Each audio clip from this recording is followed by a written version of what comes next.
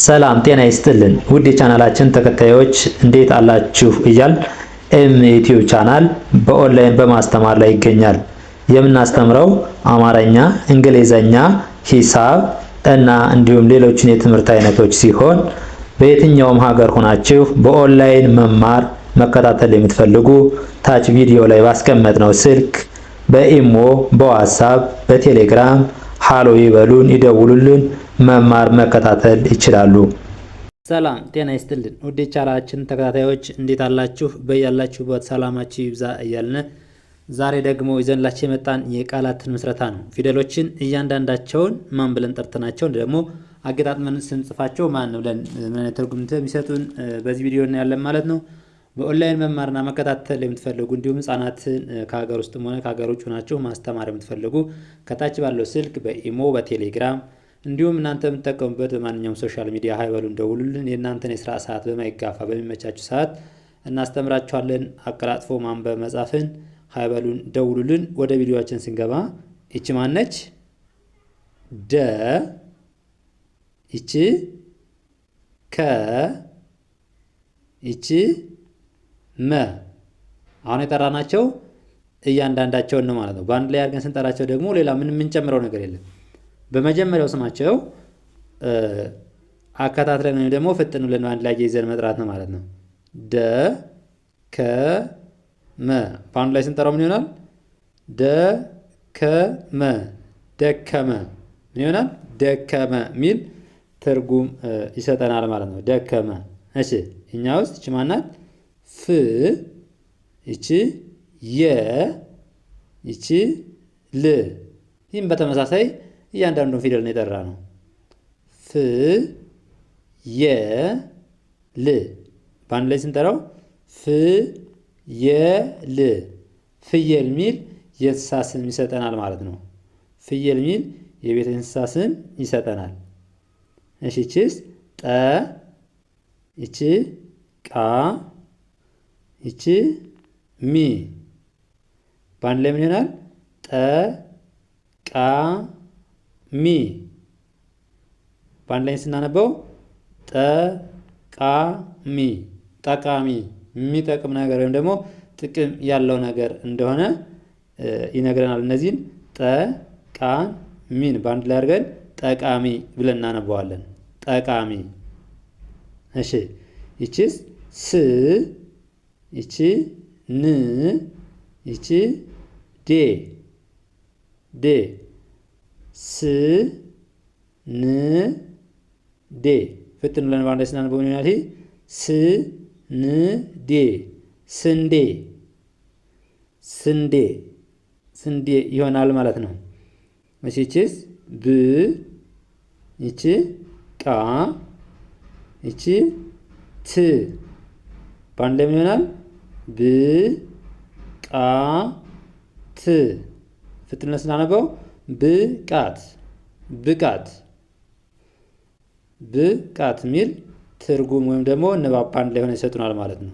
ከመጀመሪያው ምንም የተለየ ነገር ይችልም ብ ብለን ይጠራናል። ይችንም ቃ፣ ይችንም ት። ምን ይሆናል? ብቃት፣ ብቃት። እሺ ይቺ ማናት? ቅ፣ ይቺ ዳ፣ ይቺ ሜ።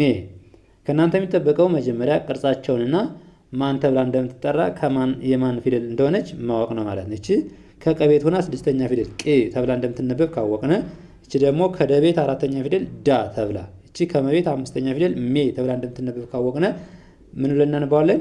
ቅ፣ ዳ፣ ሜ። በአንድ ላይ ስናነበው ቅ፣ ዳ፣ ሜ ምን ይሆናል? ቅዳሜ፣ ቅዳሜ ይሆናል ማለት ነው። ቅዳሜ።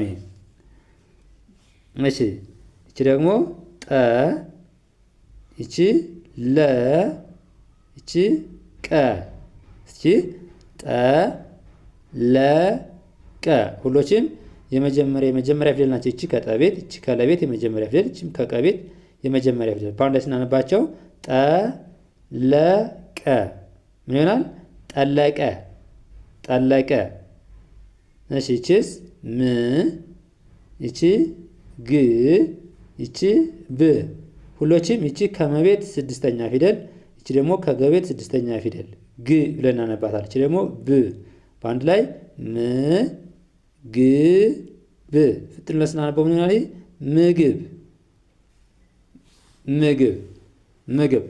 እሺ ይቺስ ቀ፣ ይቺ በ፣ ይቺ ሮ በአንድ ላይ ቀ በሮ ምን ሆነ?